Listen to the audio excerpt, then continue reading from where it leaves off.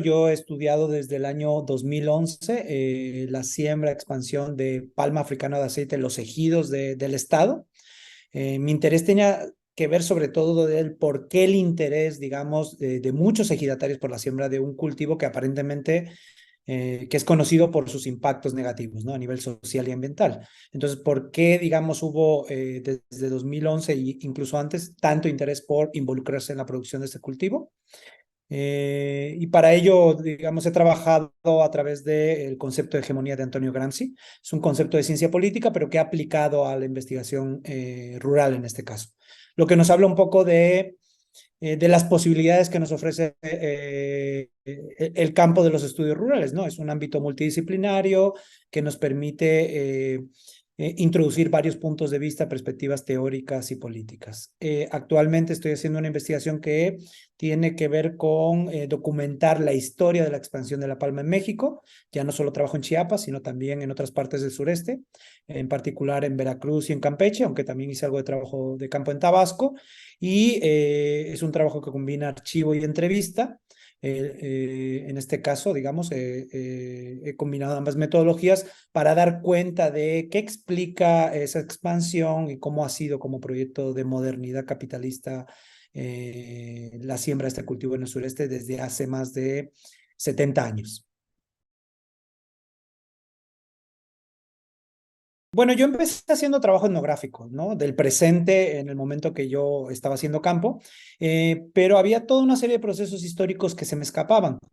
Y no solo se me escapaban a mí, es decir, en las entrevistas muchos de esos elementos estaban muy desdibujados. La gente no recordaba, había confusión sobre ciertas cuestiones, había atisbos de ese trabajo y empecé a hacer, con la ayuda de algunos asistentes de investigación, consultas en archivo, ¿no? Donde yo no había trabajado.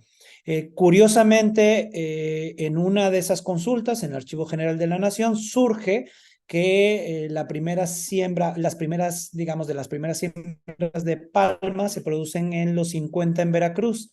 No estaba documentado con el propio trabajo de campo. En las entrevistas que hacía, ejidatarios técnicos hablaban de viejos proyectos de palma, pero la información aparecía bastante desdibujada, la gente no recordaba bien. Entonces, en ese momento comencé a través con la ayuda de varios asistentes de investigación a consultar los archivos. Y en el Archivo General de la Nación encontramos unos documentos que nos hablaban de siembras en Veracruz en los años 50 de palma, que no estaban documentadas, ¿no? Entonces de ahí surge el interés por, digamos, ahondar más en esa historia.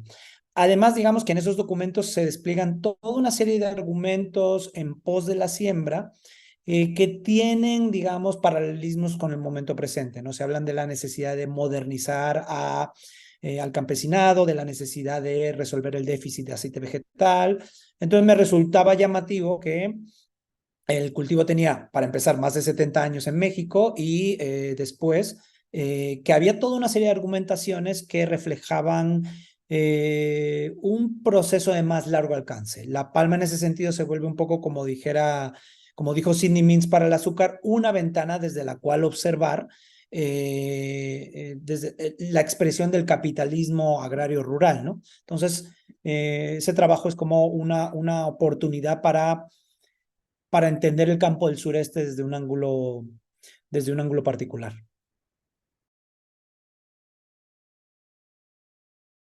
Yo creo que ese trabajo lo que me ha permitido ver, y tiene expresión en un artículo reciente que fue publicado en el Journal of Latin American Geography, la historia de la palma africana en México. Ese trabajo lo que me ha permitido ver es que hay en la literatura mucho énfasis en la palma como un hecho económico, ¿no? Tiene que ver con ingresos, con despojo, con agricultura por contrato y las particularidades, pero cuando uno ve la palma desde una perspectiva histórica, lo que ve es un proyecto de intervención cultural, es decir, un proyecto orientado para transformar a ciertas poblaciones y ciertas naturalezas de una forma particular.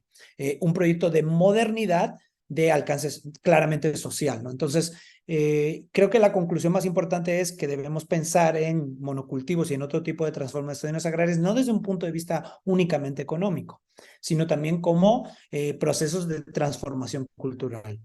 Eso también tiene que ver con el marco teórico, es decir, uso el trabajo de Antonio Gramsci para ahondar en estas dinámicas y digamos, este militante marxista, este intelectual, hacía mucho énfasis en la necesidad de superar las posiciones economicistas y entender que las cosas tienen que ver con la difusión de una cierta visión del mundo, ¿no? Entonces, a partir, digamos, del propio material y del pensamiento de Antonio Gramsci es que empiezo a ver a los monocultivos y a la palma en concreto como hechos culturales.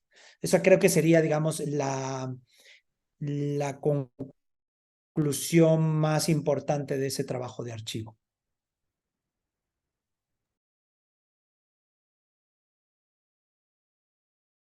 El hecho de que no podemos pensar, digamos, La Palma aislada del contexto centroamericano, por ejemplo, ¿no? Es decir, muchos de los procesos de expansión de La Palma en el sureste tienen que ver con las relaciones que se han establecido con empresas, con determinados actores en Centroamérica. Muchas veces vemos estos procesos enmarcados en el contexto nacional, pero en el caso de La Palma tenemos que voltear a Centroamérica, ¿no? Solemos voltear a Centroamérica como el lugar desde donde, por ejemplo, llegan los migrantes que trabajan en los campos de cultivo mexicanos, pero en realidad, en el caso de La Palma, lo que vemos es que la innovación, ciertos conocimientos, ciertos argumentos, ciertas lógicas llegan desde Centroamérica. Es decir, lógicas de desarrollo que se trasladan del contexto centroamericano al contexto mexicano y encuentran aquí su propia expresión. Entonces también nos permiten, digamos, dimensionar las relaciones que unen el sureste de México con los países del otro lado de la frontera de otra manera. Creo que eso es, digamos, algo que ofrece el caso que es interesante. Bueno, yo no voy a recomendar un libro académico, sino una novela.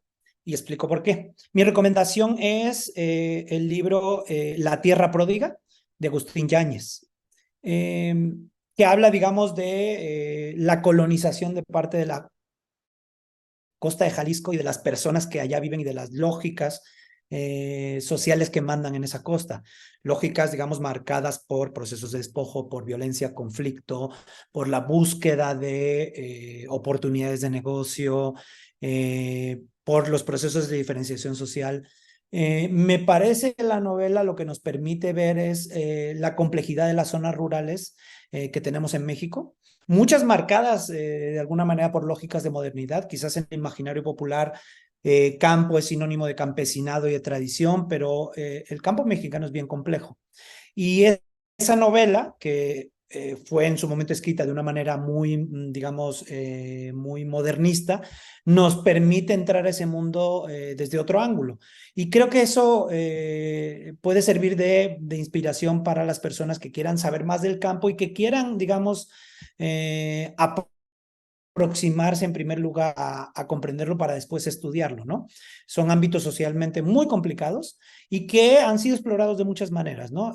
La literatura también lo ha hecho y puede servir, digamos, como una puerta de entrada a ese mundo que es bien interesante y para quienes tenemos la suerte de estar haciendo, digamos, trabajo, entrevistas, conociendo la historia, pues es muchas veces sorprendente, ¿no? Encuentra una serie de hechos en campo que realmente son llamativos, ¿no? Y poco conocidos, ¿no?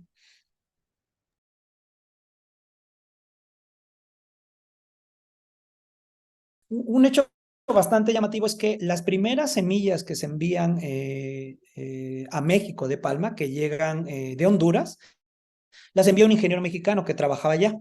Era un ingeniero agrónomo de Ciudad de México que se traslada a trabajar a la United Fruit Company y curiosamente esas semillas, donde primero se siembran aparentemente en México, es en la finca Sayula, propiedad de Miguel Alemán. Entonces, ese hecho, digamos que no ha sido documentado hasta hace muy poco, es interesante porque nos habla mucho de el involucramiento que ha habido del Estado en torno a este cultivo. Refleja un patrón más amplio. Ha sido un cultivo incentivado por el Estado, al punto, digamos, que una de las primeras siembras, si no la primera, se produce en la propiedad del que fuera presidente en ese entonces, ¿no? Entonces eso nos habla, digamos, de el papel que siempre ha habido por parte del gobierno de incentivo al cultivo hasta hace poco, hasta 2018.